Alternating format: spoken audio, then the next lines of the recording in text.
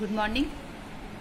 I am Uma Rathod, Assistant Professor, Government Bunger College in Chemistry Department.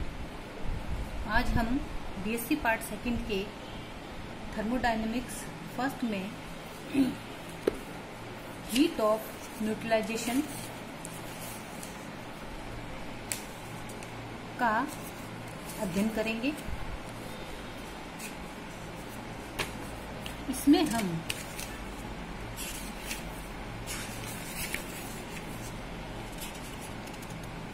जानते हैं कि जब कोई अम्ल और क्षार उनको आपस में हम मिलाते हैं तो वे एक दूसरे को उदासीन करके लवण और जल का निर्माण करते हैं। इस प्रक्रिया को हम उदासीनीकरण कहेंगे और इस प्रक्रिया में जो निकलने वाली ऊष्मा है उसे हम कहेंगे उदासीनीकरण ऊष्मा। अर्थात यदि 1 ग्राम तुल्यांक अम्ल को यदि 1 ग्राम तुल्यांक क्षार के साथ तनु विलयन में उदासीन करने से जो ऊष्मा उत्पन्न हो रही है उसे हम हीट ऑफ न्यूट्रलाइजेशन कहेंगे। अब HCl जो कि एक्वस सॉल्यूशन का है, HCl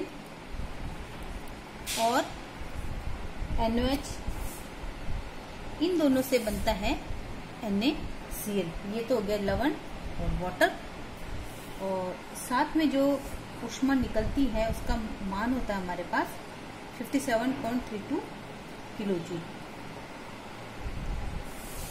ये जो हमने एग्जाम्पल लिया है ये 25 डिग्री ताप पर HCl के 1 ग्राम तुल्यांक का NaOH के 1 ग्राम तुल्यांक द्वारा डाइल्यूट सॉल्यूशन में उदासीनीकरण की क्रिया संपन्न होने पर 57.32 kg ऊष्मा मुक्त हुई है। हम चाहे प्रबल अम्ल और प्रबल क्षार, चाहे से कोई से भी प्रबल अम्ल लें प्रबल क्षार लें, उनके लिए उदासीनीकरण जो एंथैल्पी है उनका मान लगभग समान सा ही रहता है। इसका ये मतलब है कि ऐसा अम्ल या क्षार जो स्ट्रॉन्ग इलेक्ट्रोलाइट हो यानी डाइल्यूट सॉल्यूशन में वो कंप्लीटली आयनाइज्ड हो। क्योंकि ये कंप्लीटली आयनाइज्ड होते हैं इसीलिए प्रबल अम्ल और प्रबल अम्ल से हमें मिलता है प्रोटॉन H+, और प्रबल ये क्षार से मिलता है हमें हाइड्रोक्सी आयन OH-। इस प्रकार इस समीकरण के द्वारा वाटर मॉलिक्यूल का निर्माण हो जाता है और इसके अंदर 57.32 किलो जूल या 13.7 kCl ऊष्मा निकलती है। इसीलिए हम कहते हैं कि प्रबल क्षार और प्रबल अम्ल के लिए उदासीनीकरण ऊष्मा का मान 13.7 kCl होता है।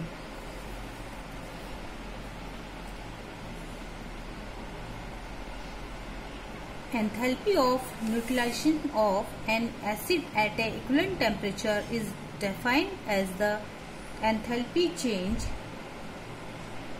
combining the neutralization of 1 gram equivalent of acid by a base in dilute solution at a temperature at that temperature. Equation, same equation HCl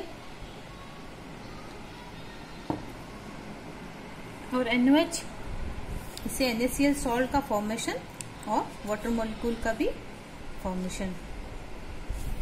HCl जब हम 36 ग्राम ऑफ HCl यानी 1 gram equivalent is neutralised by 40 gram NaOH यानी 1 gram equivalent, then 13.7 kCl और 57.32 kilojoule heat is liberated, which is heat of neutralization by considering neutralization of other strong acid by strong rays, it is evident that every case neutralization reaction is same as it simplify involves the combination of H plus and OH minus ion to form unionized water. It is thus observed that heat of neutralization of every strong acid by a strong base is same, almost 57.32 kilojoule. So, heat of neutralization can be considered as the heat of formation of H2O from 1 gram equivalent of H plus and 1 gram equivalent of OH minus ions.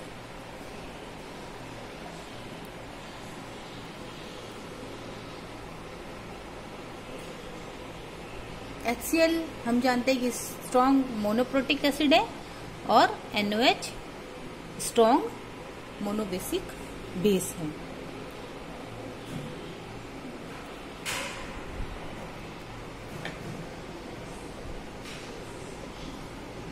हाँ, अब हम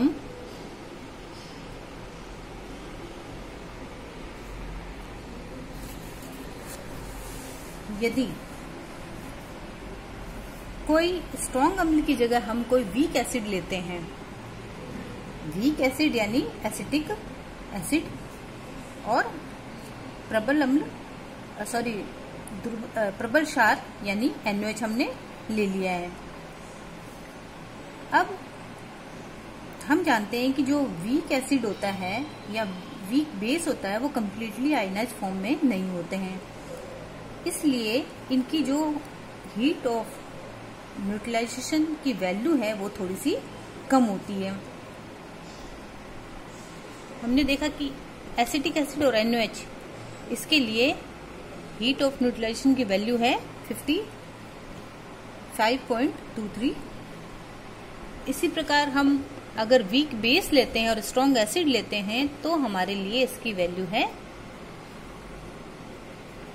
इससे formation क्या हुआ हमारे पास, ammonium chloride, ammonium hydroxide और HCl से बना अमोनियम क्लोराइड और H2O, और साथ में डेल H की वैल्यू है 57.34। अब हम क्या करते हैं कि दुर्बल अम्ल व दुर्बल क्षार के वियोजन ऊष्माओं का परिकलन करते हैं, यानी calculation of heat of dissociation of weak acid and weak base. इसके लिए हमने क्या किया है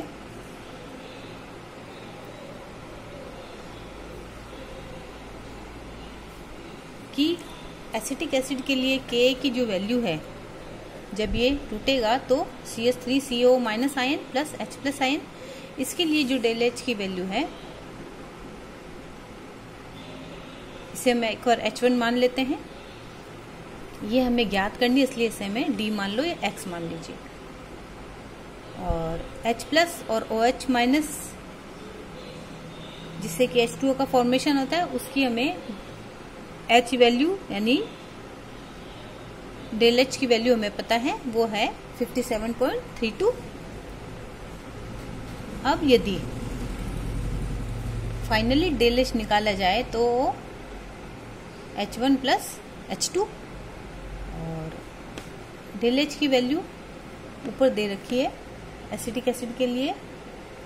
इस रिएक्शन के लिए हमारे पास है 55.32 D एंड 57.32, इसलिए हम जब इसको D को वैल्यू निकालेंगे तो हमारे पास वैल्यू आई है प्लस 2.09 किलोजूल, यानी हम कह सकते हैं कि in dissociation of acetic acid it needs 2.09 kilojoule heat, यानी एसिटिक एसिड के वियोजन में हमें 2.09 किलोजूल ऊष्मा का अवशोषण होता है या इसकी आवश्यकता होती है। इसी प्रकार अगर हम दुर्बल क्षार NH4OH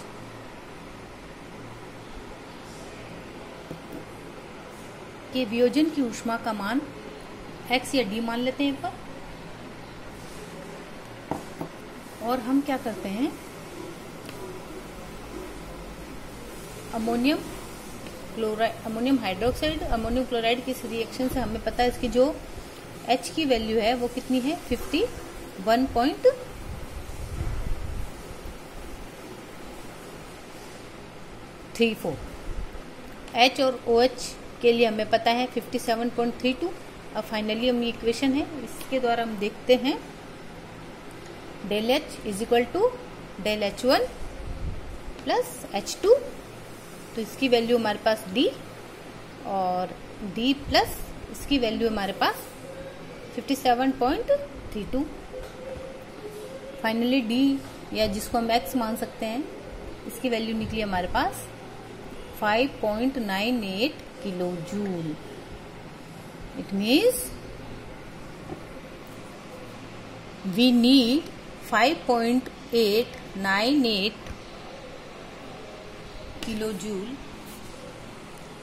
in dissociation of NH4OH, यानी NH4OH का जब वियोजन होता है, जब इसके टुकड़े होंगे, जब ये आयनाइज फॉर्म में आएगा तो हमें 5.98 किलोजूल ऊष्मा की आवश्यकता होगी।